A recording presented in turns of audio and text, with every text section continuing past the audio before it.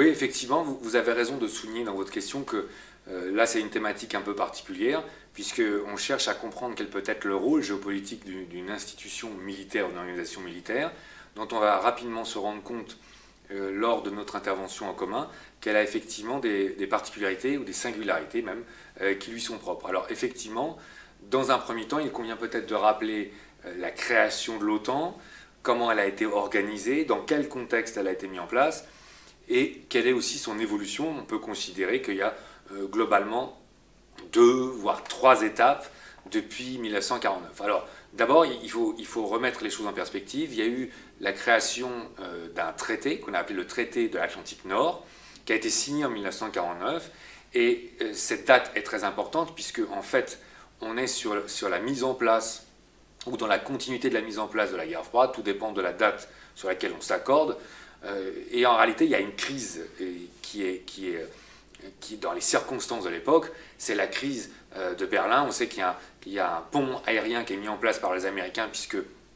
les Soviétiques entourent Berlin. Je rappelle qu'à l'époque, il y avait 2 Berlins, Berlin-Ouest et Berlin-Est, et que donc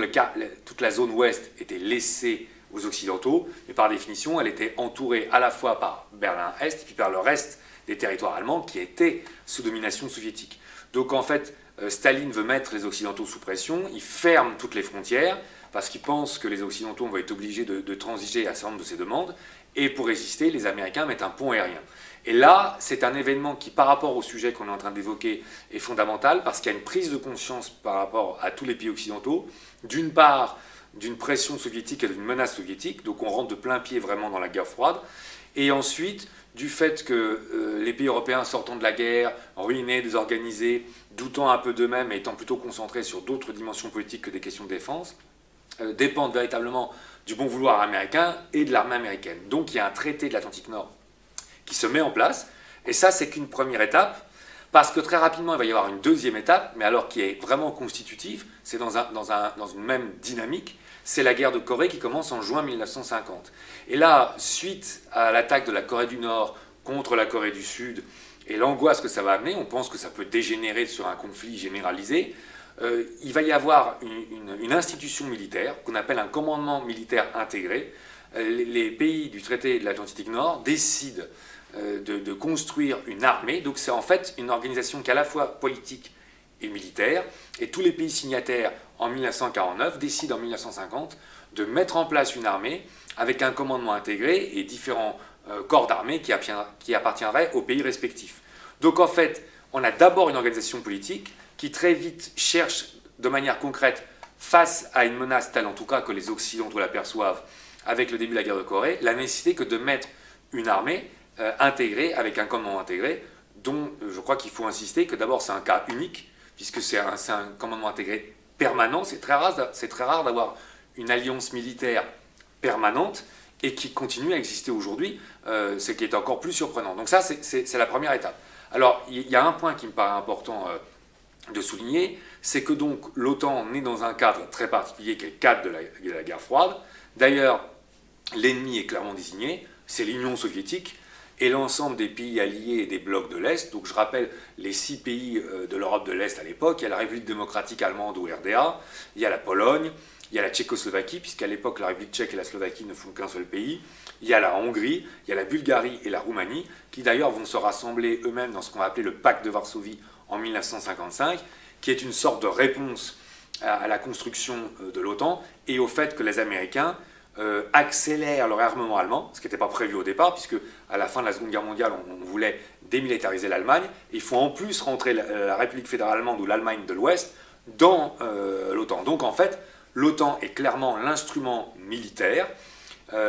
conçu dans la guerre froide pour s'opposer à l'Union soviétique et aux alliés de l'Union soviétique. Et c'est très important à rappeler, parce que par définition aujourd'hui, l'OTAN existe toujours et elle ne peut pas avoir la même vocation de par la disparition de l'Union soviétique. Alors ensuite, il y a peut-être un deuxième point qu'il faut rappeler dans cette évolution, et sur lequel on reviendra, c'est qu'au fil du temps, les alliances, ou les pays d'abord ont augmenté. La France a une place très particulière dans l'OTAN, puisqu'elle fait partie des pays fondateurs du traité de l'Atlantique Nord en 1949. Elle a toujours été intégrée dans l'OTAN, même si elle a pris des distances en 1966 On va y revenir par rapport à l'armée proprement dit. Mais il y a une deuxième phase qui est intéressante, c'est justement la fin de la guerre froide sur laquelle on sera amené à revenir dans une question par la suite. Parce qu'il y a donc eu la chute du mur le 9 novembre 1989, puis le discours de Mikhail Gorbatchev qui annonce le 25 décembre 1991 que l'Union soviétique est dissoute. Et en fait, on aurait pu s'attendre à une disparition, une modification profonde de l'OTAN. Or, on va se rendre compte par la suite, l'OTAN s'est maintenue et surtout a fait rentrer la plupart des pays de l'ex-zone soviétique, les 6 pays qu'on vient de noter. Par exemple, la Pologne, la Hongrie et la République tchèque vont rentrer en 1999 dans l'OTAN. Ça me paraît très très important pour comprendre d'ailleurs, c'est un sujet qu'on avait abordé ensemble en fin d'année dernière sur Vladimir Poutine. Quand on veut comprendre Vladimir Poutine ou les Russes, il faut comprendre que 99, c'est moins de 10 ans après la fin de la guerre froide, et alors que l'OTAN aurait pu disparaître, on a les pays de l'ancien bloc soviétique qui vont rentrer dans l'OTAN, ce qui va forcément être perçu comme un geste d'hostilité ou de méfiance, à tout le moins par les Russes. Et non des moindres. Je rappelle, pour que nos étudiants comprennent bien, que la Tchécoslovaquie s'est scindée en deux, officiellement, le 1er janvier 1993. République tchèque et Slovaquie d'une part et d'autre part. Et donc si on considère que ces pays n'ont vraiment existé que depuis le 1er janvier 1993, et qu'on constate que pour la République tchèque, elle rentre dans l'OTAN en 1999, on se rend compte que finalement, au bout de 56 ans d'existence, c'est un pays qui rejoint déjà l'OTAN, alors qu'il faisait partie du pacte de Varsovie pendant 45 ans. Donc on a tous ces pays de l'Est qui vont rentrer, et puis il y a d'autres pays qui sont aussi intéressants, c'est les pays baltes, l'Estonie, la Lettonie, la Lituanie, qui faisaient partie carrément alors là de l'ex-Union soviétique, donc ce n'étaient pas des pays extérieurs, qui vont devenir indépendants et qui eux aussi font le choix de rentrer dans l'OTAN aujourd'hui, ce qui d'ailleurs montre, si nos étudiants ont la curiosité de regarder une carte, qu'il y a une toute petite portion de territoire russe aujourd'hui autour de la ville de Kaliningrad, anciennement Königsberg, qui est toujours la Russie, mais qui est séparée du reste de la Russie, parce que comme les pays baltes sont devenus indépendants et ont rejoint l'OTAN, en fait c'est un morceau de Russie qui est situé entre la Pologne d'une part, les pays baltes d'autre part, et qui en fait n'a pas de continuité physique ou territoriale avec la Russie aujourd'hui. Donc ça c'est la deuxième perspective. Et puis il y a une troisième perspective, c'est qu'à la chute de l'Union soviétique ou du mur de Berlin, il a bien fallu faire évoluer l'OTAN. Et ça c'est une question encore une fois sur laquelle on reviendra, parce que finalement on s'est rendu compte que l'OTAN sortait un peu d'une logique purement continentale ou européenne et commençait à s'intéresser à des questions qui dépassaient le simple continent européen pour se rejeter soit au Proche Moyen-Orient, soit sur la corne de l'Afrique, ce qui prouve bien que de toute façon là, on est dans des missions qui sont très différentes de celles qui ont été appréhendées au départ. Pour finir sur cette question, on rappellera que le siège de l'OTAN est à Bruxelles en Belgique, que le commandement intégré de l'OTAN pour les forces militaires est à Mons, aussi en Belgique, et c'est intéressant à rappeler parce que jusqu'en 1966, c'était à Rambouillet en France, et on voit bien que là, ça c'est un aspect qui est fondamental, il y a dû avoir des dissensions ou des difficultés entre la France et l'OTAN, ce qui explique que beaucoup d'institutions qui étaient auparavant en France sont aujourd'hui plus dans notre pays.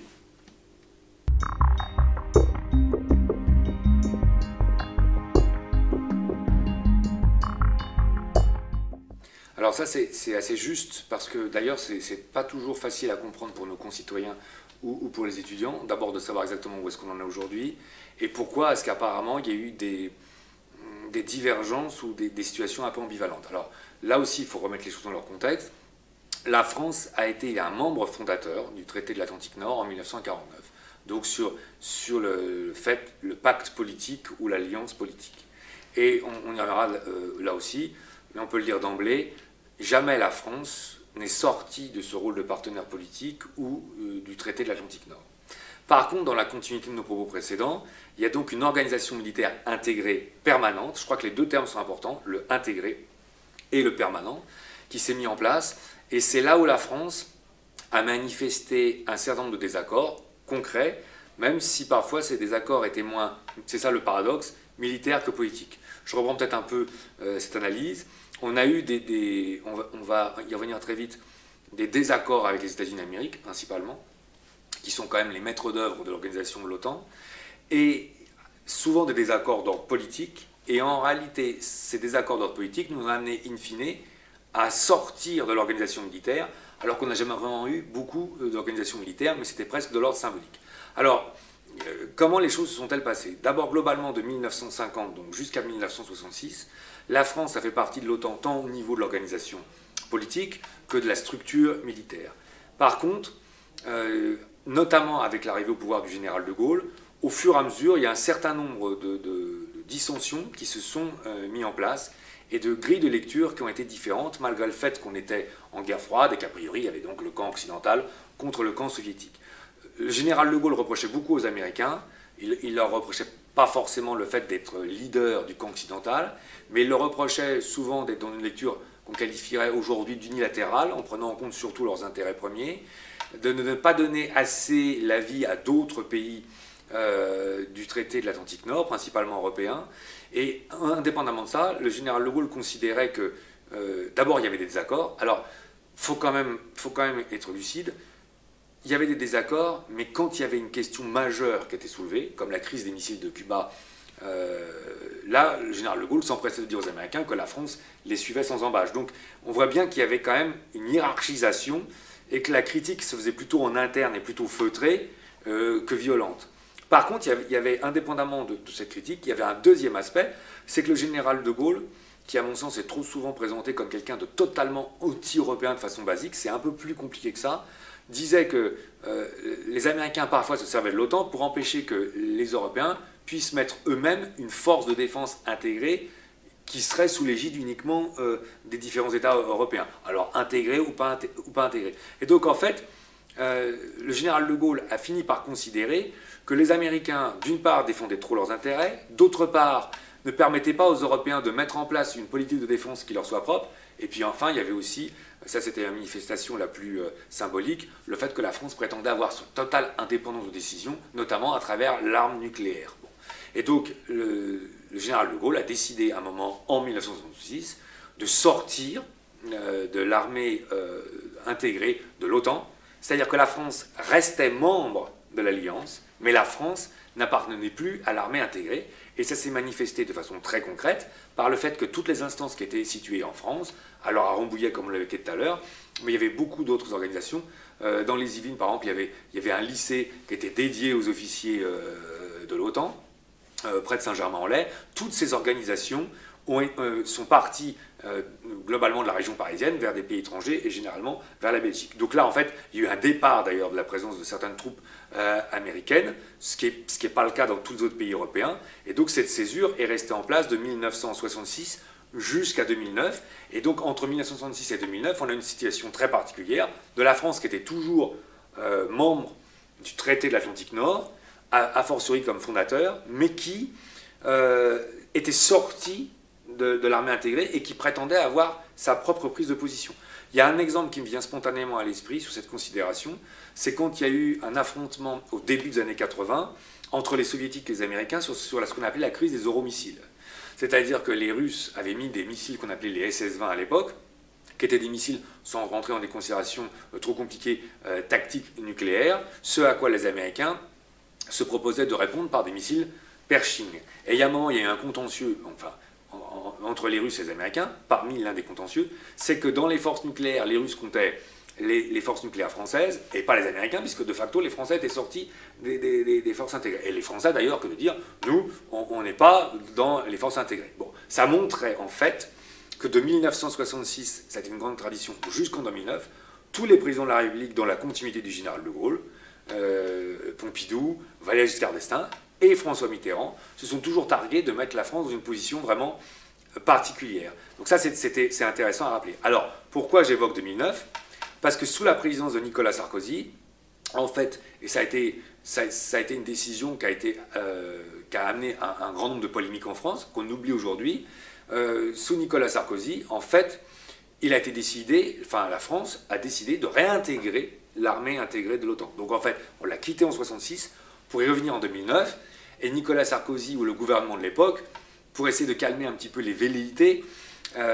disait mais finalement on sort du commandement intégré,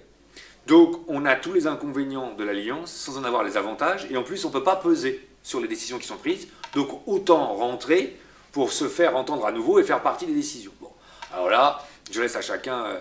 la liberté de se faire sa propre opinion, par définition. En France, ça a fait des débats à l'époque, parce que certains, clairement plutôt anti-américains, et de toute façon contre l'OTAN en général, trouvaient qu'il ne fallait pas se remettre sous la tutelle des États-Unis, et d'autres considéraient que de toute façon c'était une alliance naturelle, telle qu'on y revenait spontanément. Moi je crois quand même qu'il ne faut pas se leurrer.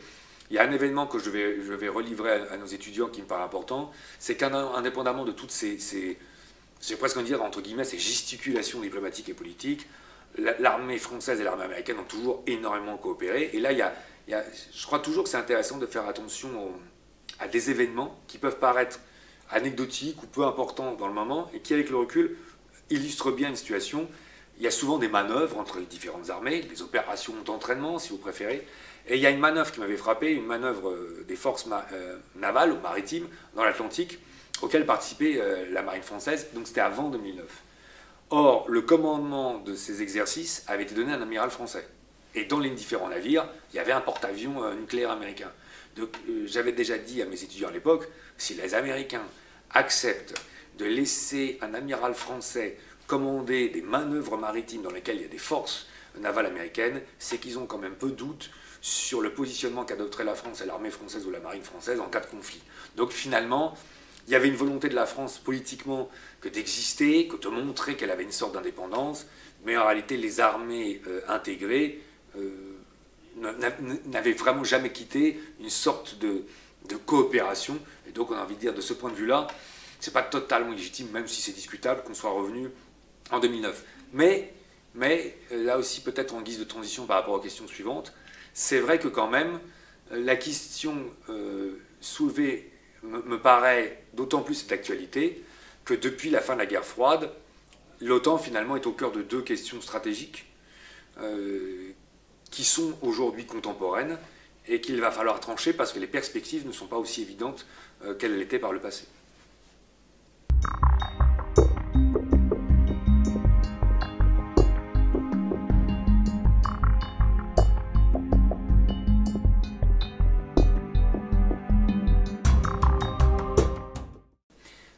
En fait, cette question est clé, me semble-t-il, parce que c'est vrai que spontanément, eu égard à tout ce qu'on vient de dire, la logique aurait voulu qu'aujourd'hui l'OTAN ait disparu et que l'OTAN n'existe plus. Or, ça a d'ailleurs été une question, une hypothèse ou une hypothèque qui s'est posée à partir de 91. Or, en fait, très rapidement, la question ne s'est plus posée. On n'y a pas vraiment répondu, d'ailleurs. C'est les faits qui ont répondu pour elle. Et à mon sens, ça a une vraie incidence sur l'évolution de l'opinion russe. Je crois qu'on n'y fait pas assez attention. Et sur l'évolution de Vladimir Poutine, car il y a eu évolution, et sur peut-être le fait qu'une grande partie du peuple russe soutient Vladimir Poutine, comme l'ont montré les dernières élections, quoi qu'on en dise ou quoi qu'on le veuille en Europe. Alors, si vous me permettez, là aussi, peut-être, mettons un certain nombre de points en perspective. Le président des États-Unis à l'époque, c'est George Bush, c'est le père de W. Bush. Et en fait, face aux événements qui n'ont pas été totalement anticipés, enfin, je veux dire, aujourd'hui, il ne faut pas réécrire l'histoire. À l'époque, la CIA, à la fin des années 87-88, fait encore des rapports dans ce qu'on appelle le military balance en américain, c'est-à-dire l'équilibre géopolitique ou l'équilibre militaire. Il y a des rapports de la CIA qui montrent quelles peuvent être les évolutions de l'armée soviétique en 1995 ou au début des années 2000, avec peut-être même l'hypothèse de la construction de l'équivalent d'une navette spatiale soviétique. C'est dire si on n'avait pas anticipé l'écroulement de l'Union soviétique et du bloc de l'Est de façon aussi rapide. Donc en fait, on s'est retrouvé face à des chefs d'État occidentaux qui sont presque un peu frappés de stupeur devant le fait que la guerre froide s'arrête, faute de combattants, parce qu'il n'y a plus d'adversaires. Et là, l'OTAN, légitimement, aurait dû disparaître. Or, comme on l'a évoqué, c'est pas du tout ce qui s'est passé. Tous les pays, ou beaucoup de pays de l'Est sont rentrés, dont des anciennes républiques de l'Union soviétique. Et en fait, ça a un petit peu étonné les Russes, dans le sens où ils ont eu le sentiment qu'on continuait à les traiter comme un adversaire potentiel, alors que pour les Russes, il y avait un système politique et idéologique, le communisme, qui s'était écroulé, et que donc il n'y avait pas de raison que de maintenir l'OTAN, ou alors il aurait peut-être fallu intégrer la Russie à l'OTAN, globalement, pour l'intégrer à la défense de l'Europe. D'ailleurs, on oublie trop souvent aujourd'hui deux aspects qui me paraissent très très importants. Le premier, c'est que dans les mémoires qu'on lit des hommes politiques de l'époque, Gorbatchev s'est exprimé à cette occasion. Son ministre des Affaires étrangères, Tchervanadze, qui était un Géorgien, avait dit à l'époque que les Russes avaient d'autant plus accepté le fait de reculer des pays de l'Europe de l'Est qu'ils avaient demandé une aide financière à l'Allemagne et aux États-Unis et la disparition de l'OTAN. Et c'est des propos qui sont repris d'ailleurs par Vladimir Poutine aujourd'hui en disant les Occidentaux n'ont pas tenu leur parole. Alors, qu'est-ce qu'il avait été vraiment dit à l'époque lors des sommets? Parce que là, je pense que l'histoire sera amenée avec le temps qui va s'écouler, la prise de recul qu'on va avoir, à peut-être apporter une réponse plus précise. Aujourd'hui, les observateurs ne sont pas totalement d'accord sur quelle serait l'étendue des promesses qui étaient faites et jusqu'où on a été. Mais c'est vrai que ce qu'on constate, c'est que les États-Unis sont restés assez, comment dire, évasifs sur l'OTAN, et que finalement l'OTAN s'est maintenue, car on a bien vu que les États-Unis sont apparus comme une hyperpuissance, la seule puissance, pour reprendre un terme d'Hubert Védrine, qui restait en place, et finalement l'OTAN était le moyen de maintenir une alliance militaire intégrée pour servir la stratégie américaine ou la stratégie des pays occidentaux, quand bien même la guerre froide se serait dissipée. Ce qui explique ce qu'on a évoqué que de façon fugace tout à l'heure, c'est qu'aujourd'hui on retrouve l'OTAN dans des missions qui sont très différentes de celles qui lui étaient attribuées au départ, dans la Corne de l'Afrique ou au Proche, au Moyen-Orient. Bon. Donc en fait, on a déjà une première surprise là qui consiste à se dire, c'est un accord avec Gorbatchev qui n'a pas été tenu. Et puis, il y a une deuxième chose qu'on avait dite, c'est qu'on n'étendrait certainement pas l'OTAN aux pays de l'Est, ça c'est clair, et que peut-être qu'on serait amené à la faire disparaître. Or, les pays de l'Est sont rentrés, et ça c'est perçu comme une provocation par les Russes. D'ailleurs, il y a une tension qui s'est très très rapidement mise en place sur la crise d'un pays qui a disparu aujourd'hui, l'ex-Yougoslavie, quand les casques bleus sont intervenus et que l'OTAN est intervenue à la demande de l'ONU plus ou moins, que les Américains ont bombardé d'ailleurs la Serbie, les Serbes qui sont un pays dont l'histoire, la civilisation les rapproche de ce qu'ils ont toujours considéré comme le grand frère ou la Russie, on a bien senti qu'assez vite déjà, les Russes avaient signifié, il y a un moment qui est assez célèbre, c'est que les forces russes à un moment en Serbie bougent et clairement font comprendre en évoluant avec leurs troupes que si les Occidentaux vont trop loin dans leur frappe ou dans leur mouvement, il y a un moment où les Russes vont trouver que c'est inacceptable malgré le fait que la guerre froide est censée être finie. C'est à peine 2 ans après finalement tous les événements, ou même 6 mois avant les événements, puisqu'on est dans les années 91-92, et donc très vite il y a eu une tension, et cette tension n'a fait que s'accroître parce qu'on voit bien que l'OTAN finalement, alors pas directement, mais quand il y a eu une première intervention en Irak, entre août 1990, les dates sont importantes d'ailleurs, entre août 1990 et février 91, quand Saddam Hussein a voulu rentrer au Koweït, ou qu'il y a eu d'autres opérations en Somalie, on voit bien que même si l'OTAN n'était pas décisionnaire, elle servait de moyen logistique pour rassembler des troupes et finalement permettre que différents pays concernés puissent aider les Américains à intervenir. Donc il y a une vraie ambiguïté en fait sur quel est l'objet véritable de l'OTAN aujourd'hui, alors que la menace contre laquelle elle était construite a disparu et que la guerre froide s'est dissipée. Alors c'est assez intéressant d'ailleurs, parce qu'on est bien obligé de remarquer que la Russie, ponctuellement, est rentrée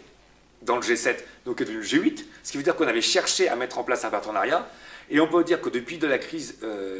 en Ukraine en 2014, puisque l'Ukraine, à un moment, avait émis, en tant que pays indépendant, le souhait plus ou moins de rentrer dans l'Union européenne. Je crois que ce qu'on ne comprend pas assez en Europe, la situation a été très très mal gérée par beaucoup de puissances occidentales, c'est que la crainte des Russes, ça a été que l'Ukraine non seulement rentre dans l'Union européenne, mais rentre dans l'OTAN. Or l'Ukraine, c'est la façade déjà maritime de l'ex-Union soviétique sur la mer Noire. Ça, c'est des choses qu'on avait dit quand on avait évoqué Vladimir Poutine dans une série qu'on avait fait préalablement. Et en plus, ça aurait mis une frontière d'un pays qui aurait rejoint soit l'Union européenne, soit l'OTAN, à 500 km de Moscou. Or, dans l'histoire russe, il y a toujours un facteur important géopolitique, c'est celui que je qualifie, ouvrir fermer les guillemets, de général espace. C'est-à-dire que les Russes ont toujours absorbé les agresseurs grâce à l'immensité de leur espace avant de les refouler. Quand on regarde l'histoire russe, ça c'est un propos qu'on avait évoqué, on est frappé de voir que la Russie était très rarement un pays agresseur et qu'elle a été très souvent un pays agressé. Ça, quoi qu'on en pense aujourd'hui en 2018, c'est un paramètre qu'il faut remettre à l'esprit de nos concitoyens ou de nos étudiants. Et donc la perspective en 2014 que l'Ukraine indépendante puisse sortir un peu du giron d'influence russe, d'une part, mais qu'en plus elle puisse rentrer dans l'OTAN qui apparaissait de par son histoire et de par les États-Unis qui sont maîtres d'œuvre comme dirigés contre les Russes, Ça a paru insupportable à Vladimir Poutine et à une grande partie de la population russe. Et d'ailleurs, Poutine prend d'autant plus ce positionnement hostile qu'il sait que ça va renforcer son pouvoir aux yeux des Russes. Donc là, il y a un effet de dynamique très important. Et d'ailleurs, les Russes sont exclus du G8 en 2014, et il y a toute une mesure de rétorsion économique qui sont mises en place. Donc, ça veut dire que depuis 2014, certains observateurs d'ailleurs disent, est-ce que ce ne serait pas une nouvelle guerre froide? Bon, ça me paraît un peu trop rapide comme analyse, mais en tout cas, il y a une vraie tension entre l'Occident et les Russes, qui paradoxalement relégitime l'existence de l'OTAN dans une mission traditionnelle, c'est-à-dire de sécurité face à la Russie. Et ces 24 derniers mois d'ailleurs, quand l'armée russe fait des manœuvres pour montrer un peu sa force, on voit bien qu'un certain nombre de pays, comme les États baltes, comme la Pologne, qui de par leur positionnement géographique sont très proches par l'intermédiaire de la Biélorussie de la Russie, il y a une demande accélérée de soutien. Et là, on voit bien que parfois, il y a une montée en puissance de tension. C'est-à-dire que l'OTAN dit on va mettre des bases radars ou des bases antimissiles en Europe. Et là, Vladimir Poutine dit mais donc ça vous considérez de facto qu'on est des agresseurs potentiels. Alors que, et là, l'OTAN répond non, ce serait plutôt par rapport au Proche Moyen-Orient. Donc il y a une sorte, comment dire, un peu de poker menteur ou de montée en puissance simultanée. Et là, on voit bien que l'OTAN s'inscrit dans une démarche qui serait plus classique, même si elle ne s'y limite plus à cette démarche classique. Alors, en plus, cette situation va être totalement dépendante d'un autre aspect, qui est la seconde question stratégique, c'est comment les États-Unis d'Amérique perçoivent-ils l'évolution de l'OTAN à l'avenir?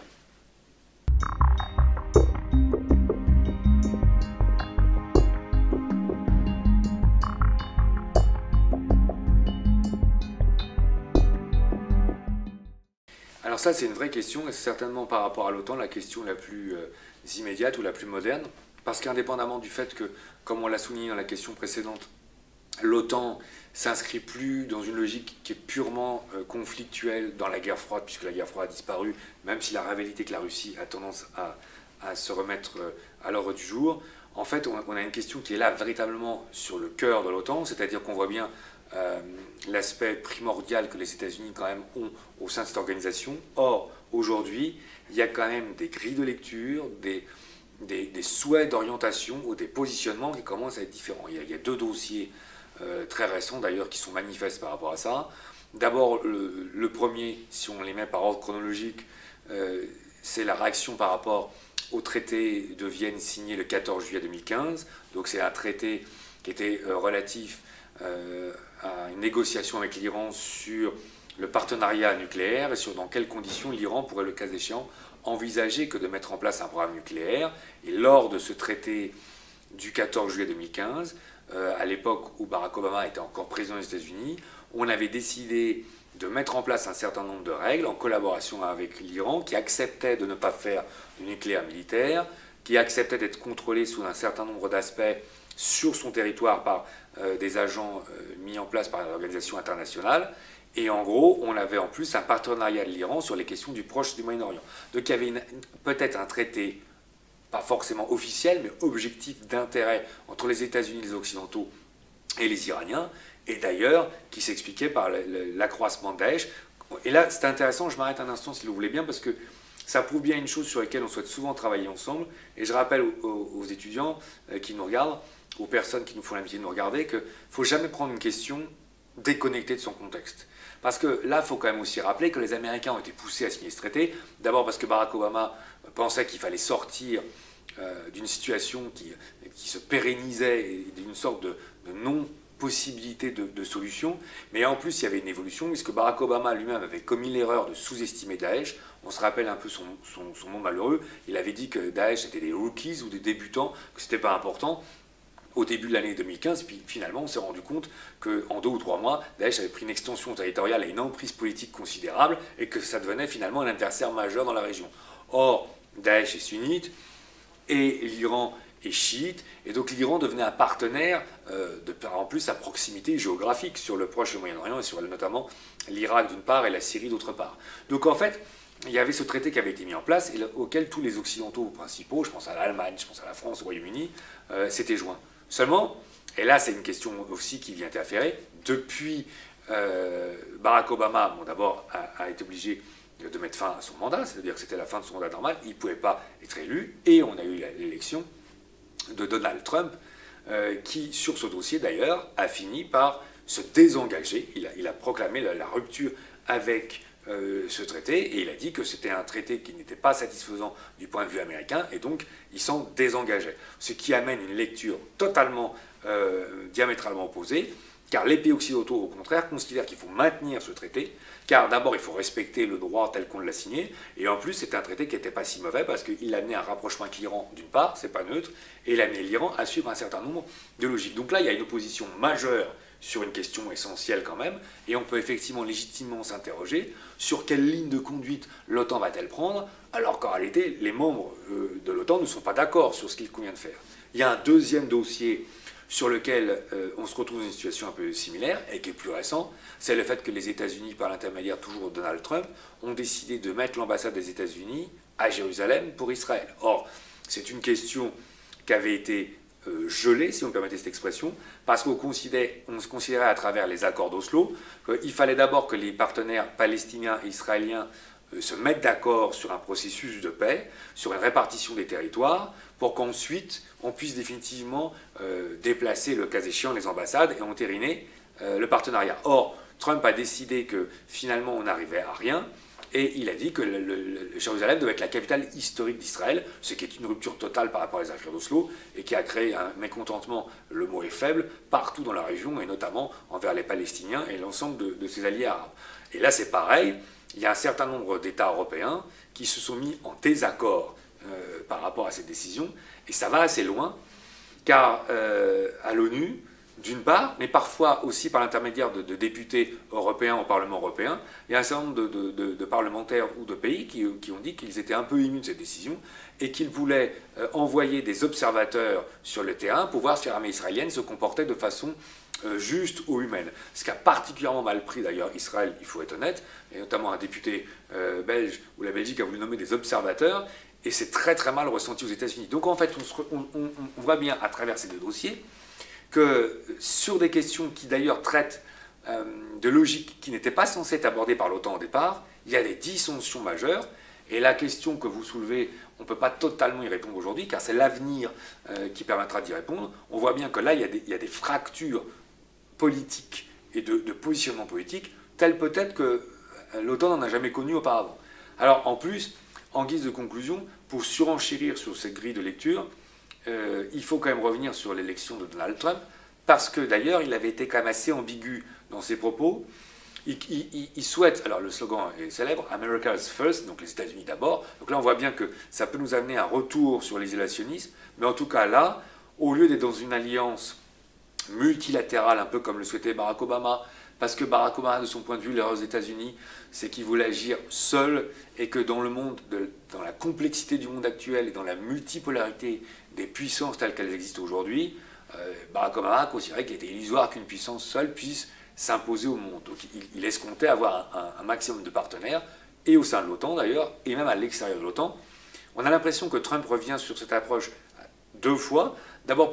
il veut redonner aux États-Unis une sorte d'hégémonie dans la décision au sein de l'OTAN, et ensuite, il a même eu des propos assez ambigus, c'est-à-dire qu'il considère d'une part que l'OTAN doit se renforcer, mais il considère d'autre part que les États-Unis payent trop pour l'OTAN et que ses alliés laissent trop la défense sur les seuls États-Unis d'Amérique et ne prennent pas assez leur part. Donc à un moment, Trump était sur une grille de lecture, il consistait à dire on peut maintenir l'OTAN le cas échéant, mais il faudra que les pays européens mettent beaucoup plus d'argent ou financent beaucoup plus l'OTAN, ou veuillent faire un effort de la défense beaucoup plus important. Donc en fait, il y a une question centrale, me semble-t-il, qui va être posée, c'est qu'est-ce que la présidence Trump, avec Donald Trump et ses conseillers, va décider par rapport à l'OTAN. Est-ce qu'on cherche à redonner une primauté des États-Unis au sein de l'OTAN, avec plutôt des pays européens qui seraient supplétifs et qui seraient amenés à les suivre parce que sans l'alliance américaine, ils ne seraient pas protégés? Ou est-ce que Donald Trump et son administration ont plutôt considéré que les Européens doivent se reprendre plus en charge, payer davantage d'ailleurs, parce que les États-Unis vont s'isoler davantage, ce qui amènerait d'ailleurs les Européens à se poser la question de savoir s'ils restent dans les questions de l'OTAN ou s'ils créent une défense de l'Union européenne à part entière. Comme on est en train de s'en rendre compte, en guise de conclusion, finalement voilà un sujet qui peut paraître de prime abord à la fois plutôt lié à l'histoire, plutôt technique ou stricto sensu militaire, et dont on se rend compte, à travers les différentes thématiques qu'on a souhaité aborder à travers elles, qu'en réalité, ça nous met dans une logique contemporaine sur des questions d'avenir, et que ça peut être le reflet de vraies questions stratégiques pour la géopolitique à l'avenir.